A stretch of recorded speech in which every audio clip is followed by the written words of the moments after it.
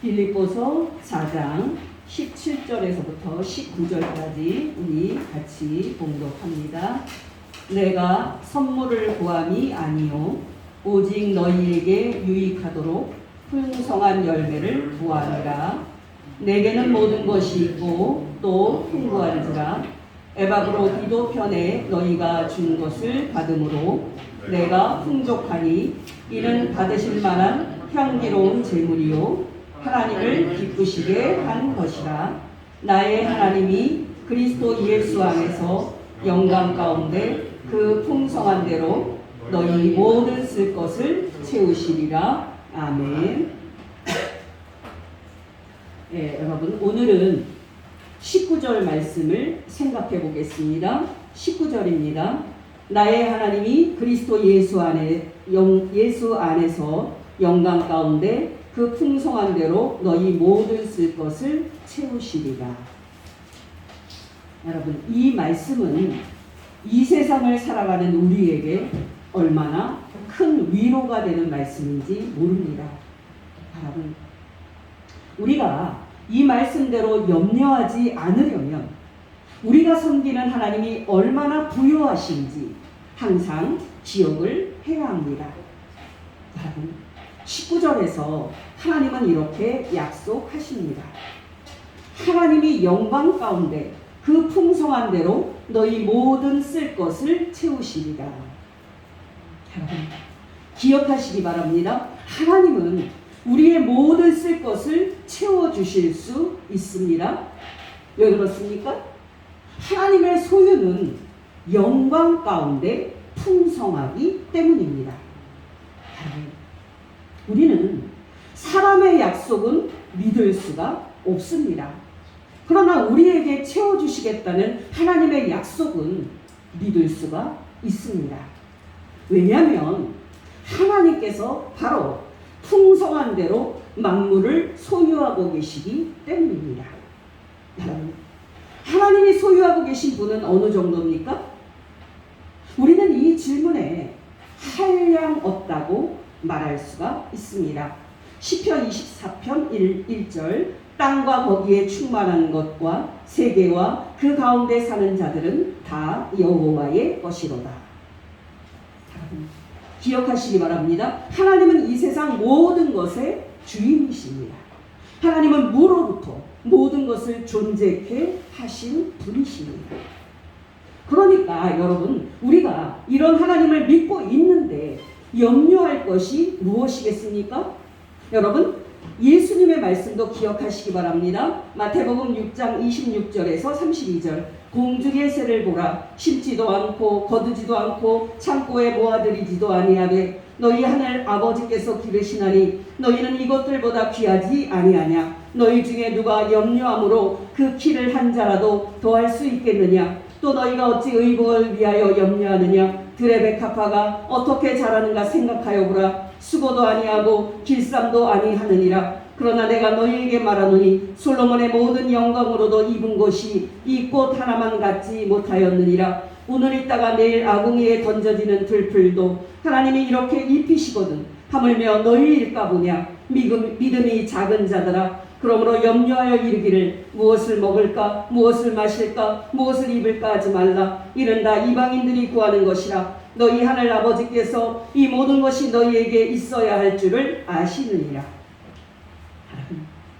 여러분 중에는 사도 바울의 이 말씀이 충분하지 않다고 느낄 수가 있습니다.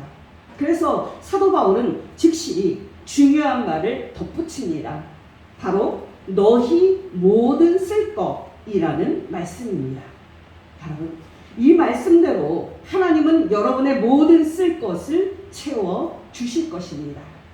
그 모든 것이 우리는 사실 정확히 무엇인지는 모릅니다. 분명 사치품은 들어있지 않을 것입니다. 그러나 우리가 사는데 필요한 모든 것을 하나님은 채워 주실 것입니다. 여러분 이 말씀에서 가장 중요한 것은 이 약속이 하나님이 직접 우리에게 하신 약속이라는 사실입니다. 여러분 사실 하나님께서 어떠한 방법으로 우리의 쓸 것을 채우실지 우리는 알 수 없습니다. 아마 에바브로디도라는 사람을 통해서 사도 바울이 공급받았던 것처럼 우리들도 다른 형제 자매들을 통해서 도움받을 수도 있습니다. 아무튼 우리는 하나님이 어떻게 채우실지 알 수 없습니다. 그러나 여러분, 한 가지는 분명합니다. 하나님은 기적적인 방법으로 우리의 필요를 채우실 겁니다. 여러분도 알다시피 조지 밀러는 일평생 동안 수만 번이 넘는 방법으로 하나님의 손길을 체험했습니다. 여러분, 한 번은 아침 식사 시간이 됐습니다. 고아원에 있는 창고에 먹을 것이 하나도 남아있지 않았습니다. 그러나 조지 밀러는 흐트러짐 없이 사람들에게 식탁 앞에 앉게 했습니다. 그리고는 앞에 그 빈 접시를 보면서도 조지 밀러는 하나님께 식사를 주셔서 감사합니다 라고 기도를 했습니다. 여러분, 그때였습니다. 조지 밀러의 기도가 끝나기가 무섭게 빵과 우유를 한가득 싣고 마차가 도착해 있었습니다. 여러분, 중요한 것은 뭡니까?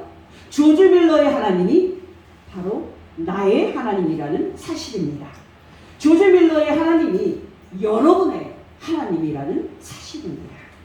여러분, 19절에서 사도 바울은 하나님이 채우시리라고 말하면서 그냥 하나님이라 라고 말하지 않고 나의 하나님이다 라고 말합니다. 여러분, 누구나 예수 그리스도를 믿는 사람들은 하나님이 나의 쓸 것을 채워주셨다고 말할 수 있는 체험이 있을 겁니다. 여러분, 기억하시기 바랍니다. 예전에 우리의 모든 쓸 것을 채우셨던 하나님께서는 앞으로도 여러분의 모든 쓸 것을 채워주실 것입니다. 문제는 여러분, 우리가 그 사실을 어떻게 확신할 수 있는가 하는 것일 겁니다. 우리는 예수 그리스도로부터 시작을 해야 합니다. 만일 여러분과 제가 예수 그리스도 안에 있다면 우리는 하나님과 특별한 관계 안에 있습니다. 우리는 이미 하나님의 가족의 구성원들이고 우리는 이미 하나님께 속해 있습니다. 이것은 엄청난 진술들이지만은 사실입니다. 만일 우리가 그리스도 안에 있다면 우리는 그리스도와 함께 장차 영광을 누릴 것입니다. 한마디로 우리는 하나님의 자녀고 하나님은 우리의 아버지십니다. 여러분, 하나님이 우리의 아버지라면 이야기는 끝난 겁니다. 하나님은 우리의 머리털까지 다 세시는 분이십니다. 마태복음 10장 29절에서 31절, 참새 2마리가 한 아사리온에 팔리지 않느냐? 그러나 너희 아버지께서 허락하지 아니하시면 그 하나도 땅에 떨어지지 아니하리라. 너희에게는 머리털까지 다 세신 바 되었나니 두려워하지 말라. 너희는 많은 참새보다 귀하니라. 또 마태복음 7장 11절, 너희가 악한 자라도 좋은 것으로 자식에게 줄 알거든 하물며 하늘에 계신 너희 아버지께서 구하는 자에게 좋은 것으로 주시지 않겠느냐. 여러분, 부모가 자기 자녀의 필요를 어떻게 살피는지 생각해 보시기 바랍니다. 아이는 요청을 할 필요가 없습니다. 상황을 살피는 것은 부모입니다. 부모는 아이가 자기에게 필요한 것을 보지 못할 때 그때조차도 그것을 보고 있는 겁니다. 만일 우리가 그리스도 안에 있다면 하나님은 우리에게 그 부모와 같습니다. 그분은 우리의 아버지시기 때문에 우리의 모든 쓸 것을 채워주실 것입니다. 여러분, 하나님께서 우리를 어떤 상황에서도 버리지 않고 반드시 보호하실 것을 확신하는 것보다 더 중요한 것은 없습니다. 여러분, 로마서 5장과 8장에는 바울이 사용하는 가장 확실한 논증이 있습니다. 바로 더 큰 것이 사실이라면 그보다 더 작은 것은 불가피하게 사실이라는 논증입니다. 로마서 5장 10절, 곧 우리가 원수 되었을 때에 그의 아들의 죽으심으로 말미암아 하나님과 화목하게 되었은즉 화목하게 된 자로서는 더욱 그의 살아나심으로 말미암아 구원을 받을 것입니다. 그것은 불가피한 일입니다. 또한 그는 로마서 8장 32절에서 이렇게 말합니다. 자기 아들을 아끼지 아니하시고 우리 모든 사람을 위하여 내어주시니가 어찌 그 아들과 함께 모든 것을 우리에게 주시지 아니하겠느냐. 여러분, 이 사실은 논증할 필요가 없습니다. 자신을 거역한 우리 죄인들이 용서와 구원을 받을 수 있도록 자신의 사랑하는 독생자를 십자가에 못 박혀 죽게 하신 하나님께서 먹을 것 그리고 마실 것 이런 일시적이고 더 작은 그런 문제들 때문에 우리를 버리시겠습니까? 절대로 그렇지 않습니다. 빌립보서 1장 6절 너희 안에서 착한 일을 시작하신 이가 그리스도 예수의 날까지 이루실 줄을 우리는 확신하노라. 하나님께서 이미 우리를 구원하시기 위해서 이루신 더 큰 일은 그분이 틀림없이 더 작은 일을 이루시리라는 것에 대해 보장이 되는 겁니다. 나의 하나님이 그리스도 예수 안에서 영광 가운데 그 풍성한 대로 너희 모든 쓸 것을 채우시리라. 여러분 기억하시기 바랍니다. 우리를 끝까지 천국에 이르도록 구원하시겠다는 하나님의 약속은 절대적입니다. 그렇다면 그보다 더 작은 일, 바로 우리의 모든 쓸 것을 채우시겠다는 하나님의 약속은 얼마나 더 확실하겠습니까? 여러분, 어떤 면에서 오늘 본문 19절에서 가장 중요한 말씀은 나의 하나님, 나의 하나님이라는 사도 바울의 고백입니다. 여러분, 사도 바울과 우리의 차이는요, 바로 이 고백에 대한 차이일 겁니다. 여러분, 이에 대한 분명한 예를 사도행전 27장에서 볼 수가 있습니다. 그 당시 상황은 바울이 배를 타고 지중해를 건너서 로마로 압송이 되고 있던 상황이었습니다. 그 항해를 바울은 처음부터 위험하니까 조금 시간을 갖고 지켜보자 하는 그런 쪽이었습니다. 그러나 대다수의 사람들이 괜찮을 거라고 그렇게 믿는 바람에 그 항해가 시작됐습니다. 여러분, 처음에는 바람도 순하고 그들 뜻대로 잘 되는 줄 알았지만 항해한 지 얼마 안 되어서 유라굴로라는 그러한 광풍을 만납니다. 그 이후로 그 배에 탄 사람들은 그야말로 며칠 동안 사투를 벌입니다. 광풍의 배가 이리저리 끌려갈 수밖에 없는 그런 상황이 계속되고 결국에는 모든 구원의 소망이 완전히 사라지는 그런 최악의 상황이 됩니다.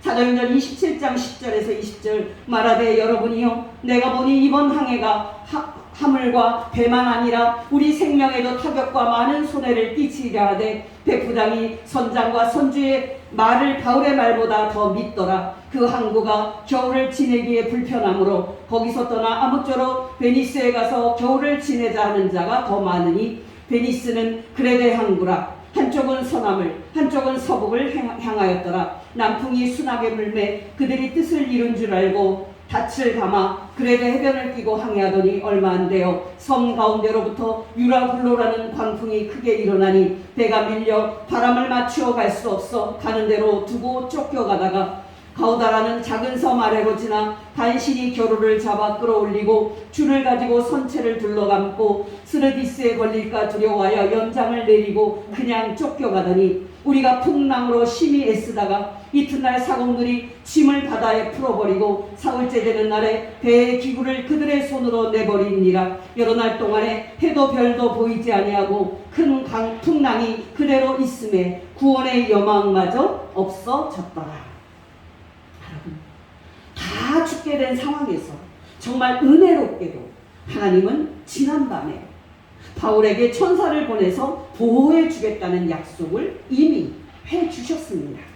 사도행전 27장 22절에서 25절 내가 너희를 권하노니 이제는 안심하라. 너희 중 아무도 생명에는 아무런 손상이 없겠고 오직 백분이리라. 내가 속한 바 곧 내가 섬기는 하나님의 사자가 어젯밤에 내 곁에 서서 말하되 바울아 두려워하지 말라. 내가 가이사 앞에 서야 하겠고 또 하나님께서 너와 함께 항해하는 자를 다 내게 주셨다 하였으니 그러므로 여러분이여 안심하라. 나는 내게 말씀하신 그대로 되리라고 하나님을 믿노라. 여기서 중요한 것은 사도 바울이 자신을 어떻게 인식하고 있는가 하는 부분입니다. 여러분, 사도 바울은 배에 탄 사람들에게 하나님의 천사를 말할 때 내가 섬기는 하나님의 사자, 내가 섬기는 하나님의 사자라고 말합니다. 23절 내가 속한 바 곧 내가 섬기는 하나님의 사자가 어젯밤에 내 곁에 서서 말하되 바울아 두려워하지 말라. 여러분 기억하시기 바랍니다. 바울에게 하나님은 이론이나 지식이 아니었습니다. 사도 바울에게 하나님은 살아계신 분이었고 그가 친밀하게 섬기고 경배했던 분이었습니다. 여러분 사도 바울은 빌립보서 이 편지를 처음 쓸 때부터 하나님을 나의 하나님이라고 말합니다. 빌립보서 1장 3절 내가 너희를 생각할 때마다 나의 하나님께 감사하며. 이제 편지 끝부분에서도 똑같이 말합니다. 19절 나의 하나님이 영광 가운데 그 풍성한 대로 너희 모든 쓸 것을 채우시리라. 여러분은 어떠십니까? 하나님은 여러분에게도 사도 바울처럼 살아계시고 여러분과 동행하시는 그런 친밀한 분입니까? 아니면 이론이나 지식에 머물러 있는 그런 분입니까? 제가 여러 번 말씀을 드렸는데 한국 교회의 평신도들의 지적 수준은요 옛날과 비교했을 때 많이 높아졌습니다. 어떤 면에서 보면 지적 수준만 놓고 보면 목회자보다 더 높은 분들이 많은 것이 사실입니다.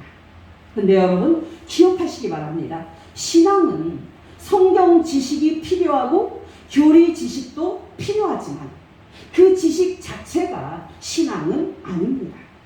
신앙은 우리의 머리가 아닌 우리의 마음으로 하나님을 붙잡는 것이고 신앙은 이론이 아닌 진리로 하나님을 섬기는 것입니다. 여러분 구체적으로 말해서 하나님을 나의 하나님으로 섬긴다는 것은 말씀 묵상과 기도와 순종 속에서 하나님을 섬기는 겁니다. 여러분 여기서 제일 중요한 것이 기도입니다. 여러분 1990년도에 서울대 CCC 출신의 학생들이 약 10가정이 모여서 교회를 개척했습니다. 그분들은 부부가 모두가 다 서울대 출신들이었고 직장도 모두가 다 전문직 대기업 소속이었습니다. 그들은 어려운 신학책을 놓고 공부를 할 정도로 그들의 머리는 좋았습니다. 근데 여러분 그들이 생각한 대로 지역에 그 교회가 뿌리를 내렸을까요? 천만의 말씀입니다. 여러분 그들에게는 정말 모든 것이 다 있었습니다. 그들에게는 한국 최고의 학벌도 있었고 지적인 능력도 있었습니다. 그들에게는 안정된 직장도 있었고 재력도 있었습니다. 그러나 교회는 결국 문을 닫습니다. 여러분 무엇이 문제였는지 아십니까? 바로 그들에게는 기도가 없었습니다. 기도가 없으니까 그 잘난 지식 공부도 결국 생명력이 다했습니다. 요즘 한국교회의 목회자들이 신뢰를 받지 못하다 보니까 여기저기서 평신도 교회를 세우려는 움직임들이 있습니다. 저는 그 모임들이 잘 되기를 바랍니다. 근데 앞에서 말씀드렸던 것처럼 신앙은 지식이나 이론이 아니라는 사실을 우리 모두가 명심을 해야 합니다. 언젠가 제가 서울에서 군밤을 구우시던 한 할머니 옆을 지나가게 됐습니다. 그 할머니는요, 그 군밤을 구우시면서도 그 무릎 위에 성경책을 놓고 열심히 읽고 계셨습니다. 얼마나 성경을 많이 읽었는지 그 성경책이 쭈글쭈글해져 있었습니다. 바로 그 할머니처럼 그 사모하는 심령으로 성경을 읽는 사람이 하나님을 나의 하나님이라고 말할 수 있는 겁니다. 사도행전 4장을 보면 성령 충만을 받은 제자들의 모습이 나옵니다.